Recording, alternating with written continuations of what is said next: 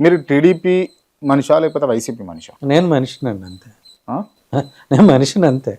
ఒకప్పుడు టీడీపీకి పనిచేసినటువంటి మీరు, టీడీపీతో ఫేవర్గా ఉన్నటువంటి మీరు, పులివెందులలో కాంగ్రెస్ పార్టీ ఉన్నప్పుడు టీడీపీ ఆఫీస్ పెట్టడానికి పర్మిషన్లు ఇచ్చి దానికి అడ్డంగా నిలబడ్డటువంటి మీరు ఇవాళ వైసీపీ మనిషి అని చెప్పేసి ముద్ర ఎందుకు పడ్డది మీ మీద? పని పాట లేనివాడు ఏదో ఒక ముద్ర వేస్తూ ఉంటాడు, ఉమ్, అంతకు మించి ఏముండదు. ఇప్పుడు మనల్ని అడ్డుకోవాలి, ఎవడో ఉంటాడు, అంటే ఒక పోస్ట్ కోసం ఆశించేవాడు ఉంటాడు. ఉమ్, నాకు రాకపోతే అతనికి వస్తుంది.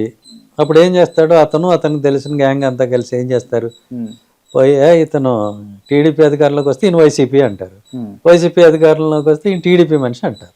ఉమ్, గవర్నమెంట్లో ఏ ఉండాలి అనేది నేను డిసైడ్ చేయను కదా. ఏ గవర్నమెంట్ వస్తే గవర్నమెంట్లో పనిచేస్తాం. ఉమ్, లేదా నేను అనుకూలంగా వ్యతిరేకంగా ఎప్పుడు ఏమి చేయలేదు. పులివెందుల్లో నా డ్యూటీ నేను చేశాను తప్ప నేను ఎవరికి వ్యతిరేకంగా పనిచేయాలి. ఓకే. అది పని చేసినప్పుడు ఇబ్బంది పడతారు కాబట్టి వాళ్ళు కోపం పెట్టుకుంటారు నా మీద, అది సహజం. ఓకే.